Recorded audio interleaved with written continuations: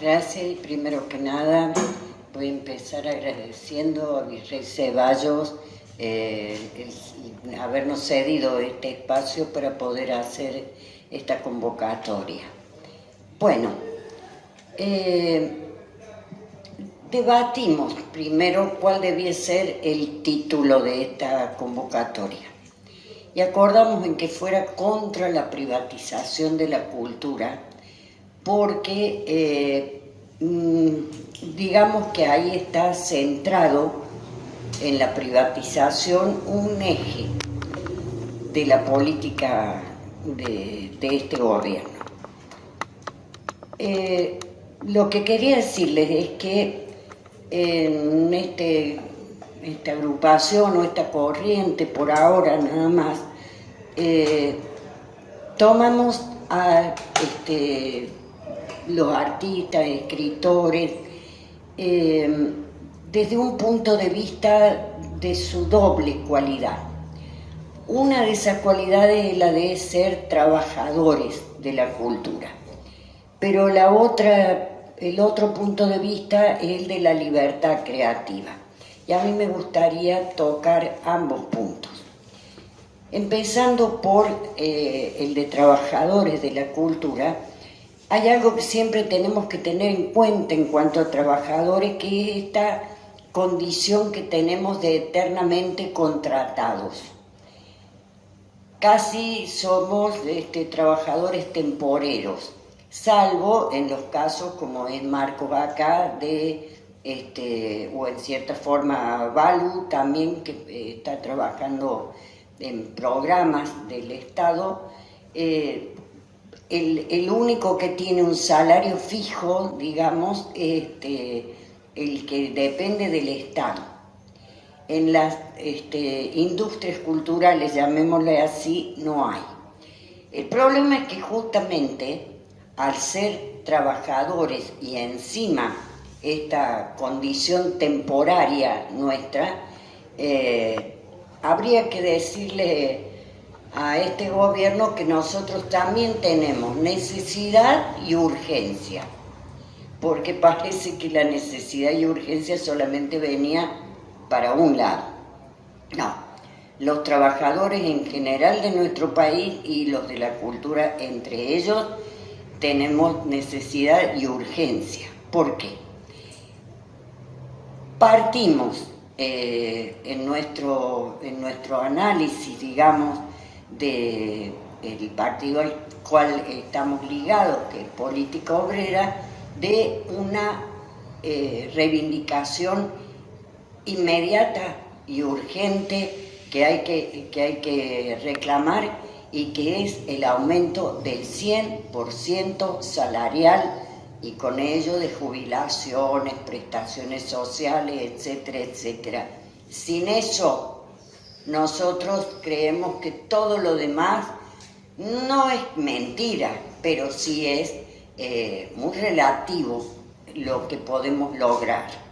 Lo fundamental es eso.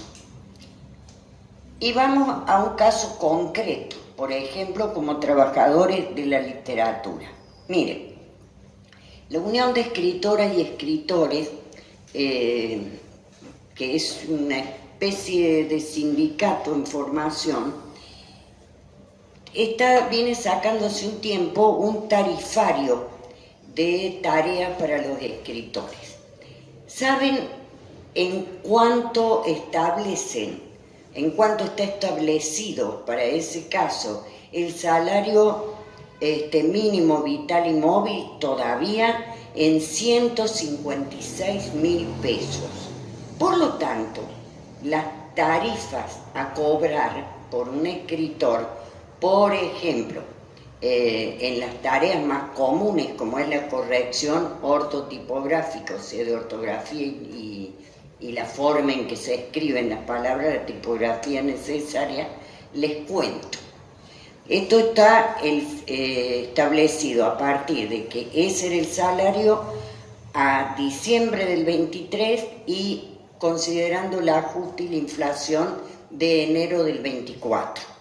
Por lo tanto, por ejemplo, 1000 espacios, 1000 caracteres con espacios, que viene a ser media paginita de Word a lo sumo, digamos una media página. El escritor que haga esa corrección, incluido el estilo, por esa media página cobraría 1.530 pesos. Es decir, que una página completa llegaría apenas a 3.100 pesos. Normalmente las cosas que se piden no tienen menos de 5 páginas. 5 páginas si una persona es muy rápida para hacer corrección de estilo, no solo ortotipográfica, la puede hacer en 6 horas, 7 horas. Saquen la cuenta, 5 páginas son alrededor de 1 horita y algo por cada una, es decir, una jornada laboral. Esa jornada laboral en total sería de 15.500 pesos para una de las tareas más altamente especializadas que existen en la industria cultural. ¿Por qué? Porque estamos partiendo del salario mínimo vital y móvil de 156.000 pesos. El otro tema con el que nos encontramos como trabajadores, los escritores, es de esto que se les había ocurrido, de las más graves voy a hablar, ¿no? Que es el precio de venta uniforme para los libros, quitar eso. ¿Qué significa eso? Eso significa que como lo que se le paga al escritor es el 10% del precio de tapa, siempre y cuando la editorial incluso no diga que va a ser menos, porque los españoles se fueron encargando de bajar ese porcentaje, a veces hasta el 7%, y los criterios de las editoriales españolas son las que dan la nota para el resto, sobre todo para la Argentina.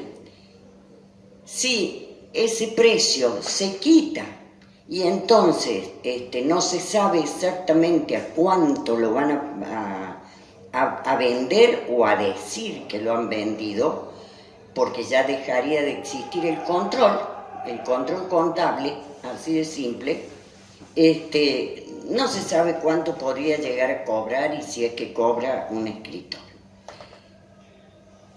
El otro tema es la defensa de la Comisión Nacional de Bibliotecas Populares, el Fondo Nacional de las Artes y el Instituto Nacional del Teatro. ¿Por qué nos interesan, digamos, desde el punto de vista sectorial, esos tres, ante todo? No es porque estemos en contra de los músicos, para nada, ni de otros artistas. Esto nos atañe directamente. La Comisión Nacional de Bibliotecas Populares, además de dar ayudas a las bibliotecas para mantenerse abiertas, le dan unos subsidios por los cuales podían hacer compras anualmente en la Feria del Libro de una serie de editoriales con el 40% de descuento más el dinero puesto por la CONAVIR para renovar el fondo de lectura de las bibliotecas populares y que no sean solo libritos viejos. El Fondo Nacional de las Artes, por su parte, también tiene becas, premios, etcétera, y ediciones, préstamos para pequeños editores, etcétera. Y dentro del Instituto Nacional del Teatro, aparte de mis amores de los grupos de teatro, está el tema de las ediciones que hace el Instituto Nacional del Teatro de obras, etcétera. Ahora bien, ¿por qué esta cuestión de la privatización de la cultura y la desfinanciación o pérdida o degradación de estos es tan importante? No es solamente porque sean o no sean del Estado. ¿Qué pasa? En Buenos Aires existe una avenida Corrientes, donde los actores, aunque sea por 2 centavos, a lo mejor pueden tener alguna cosa. Ahora, en el interior del país, créanme que no existe ninguna avenida Corrientes, ni siquiera en Córdoba y ni siquiera en Rosario. Estoy hablando de las 2 ciudades más grandes. Rosario tiene otro tipo de industrias culturales, como puede ser la discográfica. En Córdoba la discográfica prácticamente no existe, salvo la de la Mona Jiménez, que es terrible. Es terrible porque es un robo a mano armada de los propios músicos. Y la revista Rolling Stone lo sacó una nota sobre eso. Al no existir ni editoriales, grandes editoriales me refiero, ni industrias culturales de ningún tipo, todo el interior del país quedaría totalmente desguarnecido. Y a su vez, los mismos artistas y escritores de Buenos Aires, al hecho de no tener nada que fije cuál puede ser el salario o el cuánto hay que pagarle por contrato a un escritor, a un músico, etcétera, etcétera, porque el Estado está marcando cuánto le pagó a un músico así o asá, entonces quedamos a la buena de Dios. Eso, por un lado, desde el punto de vista de los, digamos, de los aspectos salariales, que por supuesto esto hay que hablarlo con no son sindicatos, son asociaciones de escritores. Por lo menos los músicos y los actores tienen verdaderos sindicatos, los escritores no los tenemos. Pero hay otro aspecto, que es el que les decía, que en este momento está al rojo vivo para los escritores y artistas, y es el tema de la libertad creativa y de la expresión política. Por empezar, la privatización, las industrias culturales, como se les llaman, son enemigas, lisa y llanamente, de la libertad, ni de creación ni de expresión política. ¿Por qué? Porque las industrias privadas les interesa lo que a ellos les conviene. Entonces, así no desaparecieran, si no tenemos ninguna cosa, como puede ser el INT, donde uno, o el Teatro Cervantes, o lo que sea, donde uno puede presentar una obra muy loca que no sabe cuánto público va a llevar, pero está seguro de que así debe hacerse, quedaríamos exclusivamente a la idea de que el dueño de la discográfica o el monopolio editorial o lo que sea dice, se escribe sobre esto. De alguna manera todo eso se viene haciendo, no es que no exista ya, así es. Tal segrega a quienes no están escribiendo o haciendo la música o el teatro o lo que sea que les interesa, todo lo comercial, llamémosle así, y el resto queda aparte, pero ese resto es el que puede llegar a tener, aparte de algún nivel de autogestión, la ayuda del Estado.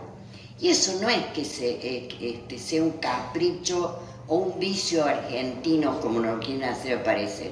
¿Por qué no van a Europa o Estados Unidos a ver México mismo, los enormes apoyos que tienen del Estado? No necesariamente a través de organismos como este, sino también de las universidades, que eso se está dejando de lado, ¿no? Y en este momento, para la cultura hay una espada de Damocles muy seria, ya tanto a nivel internacional como nacional. A nivel internacional tiene que ver con la guerra de Israel contra Palestina. No solamente han asesinado específicamente a poetas, escritores, así, con esas, no sé cómo se llaman, esas armas dirigidas, como fue el caso de, no me va a salir el apellido, el Aer, algo por el estilo, un gran escritor palestino, sino además haciendo cosas como la de no permitirle a Roger Waters establecerse en un hotel, o el sello discográfico despidiéndolo. No sé si me entienden, no lo despidieron a cualquiera, lo despidieron a los 80 y pico de años a un líder mundial de la música como es Roger Waters. Es decir, Gaza es palabra no grata para el imperialismo, y que nadie se pronuncie a favor del pueblo palestino. Y ahora nos damos con que en la Argentina, justamente con un presidente que ha ido a dar su apoyo a Israel, no debe ser tan casual la fiestita esa que se ha hecho en la casa del represor Jorge Olivera, que está como está enfermito, está con prisión domiciliaria, a la que asistió Cecilia Pando, y que fue animada por un triste personaje de la música argentina que ha sido Palito Ortega. Yo creo que en eso tendrían los músicos y todos los escritores y todos los artistas que hacer un repudio realmente de que tan desvergonzadamente cualquier artista vaya a dar su apoyo, nada menos que a tipos que están presos y probados por la justicia los crímenes que han hecho. Bueno, esto es lo que queríamos decirles, y ustedes preguntarán o lo que fuera. Gracias por estar. Fernando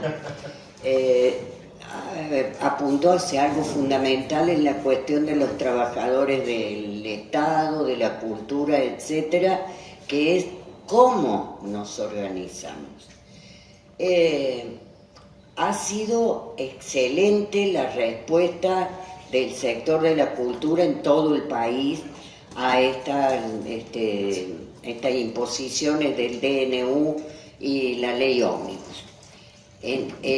Creo que fue el día 27, por ahí me olvido la fecha, hubo 70 puntos en el país con manifestaciones de cultura. Eso significaban los pueblos. Yo he visto de Córdoba, que conozco los lugares increíbles donde la gente salía con una banderita a la plaza.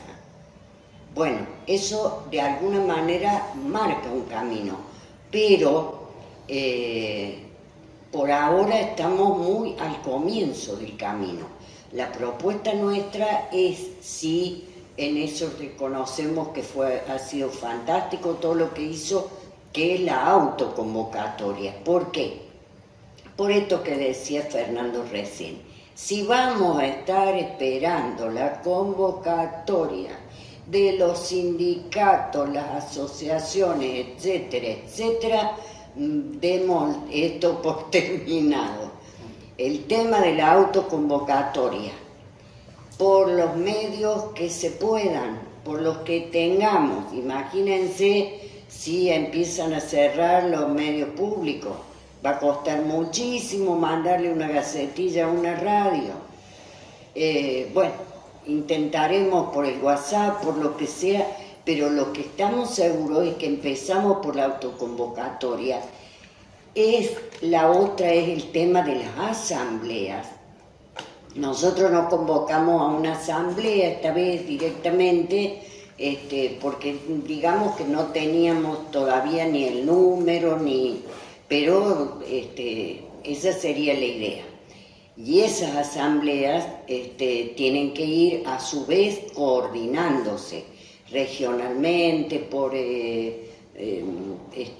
sectores, etcétera, etcétera. ¿Por qué? La idea nuestra es que fundamentalmente lo que hay que hacer es organizarse tendiendo a que en algún momento podamos concretar una huelga general. Esto que el otro día de alguna parte se escuchaba, está bárbaro, vamos al Congreso, gritémosle en la cara, qué sé yo, pero con un paro de 12 horas, donde los grandes sindicatos del país, como la UOM, el ESMATA, etcétera, etcétera, prácticamente no participaron, y donde incluso ni el transporte público estaba organizado como para que se pudiera hacer, con esto no solucionamos nada. Acá lo que está habiendo es una mezcla de aquella respuesta a la que sí, que tiene un gran valor, porque se dieron cuenta de que había que salir, y salieron. Eso es fantástico, pero, es decir, por más protocolo, por más que la Burris uno dice, pero lo tiene Santiago Maldonado en su espalda, no es cualquiera, además lo que acaba de autorizar el uso de armas es terrorífico lo que autorizan, ¿no? Prácticamente la policía va a poder matar a cualquiera en cualquier momento. Pero lo que nosotros tenemos que pensar es en eso. Va a ser arduo, no creemos que las cosas vayan a salir así de hoy para mañana, justamente porque tenemos en contra no solamente el partido de Milei, tenemos en contra una serie de partidos que no están precisamente dispuestos a cambiar la situación de los trabajadores, porque los salarios bajos no son ninguna novedad. Una burocracia sindical de las grandes que directamente han pasado a ser patronal, porque tienen sus propias empresas. Entonces lo que tenemos que tener, nos guste o no nos guste, es mucha paciencia, empezar a autoconvocarnos y empezar a ver en qué podemos organizar, en qué sector nos toca, ya sea de la cultura, del barrio, de donde sea, además de esto que decimos, tratar de influir en los grandes sindicatos, los grandes, mejor dicho, los trabajadores industriales de las grandes industrias, ver cómo hacemos. Ahora, los artistas y escritores sabemos tener a veces una posibilidad que otra gente no tiene. A lo mejor no se puede entrar a una fábrica a volantear, por decirlo sencillamente, pero sí un artista en el barrio armando algo, alguna asamblea de lo que sea, puede entrar a conversar con los trabajadores, no necesariamente dentro de la fábrica. Esto lo digo porque las condiciones de trabajo, de militancia nuestra van a ser difíciles. Lo ideal es poder intervenir directamente, pero también desde la cultura a lo mejor podemos producir acercamientos a los trabajadores que podrían ser interesantes, ¿no?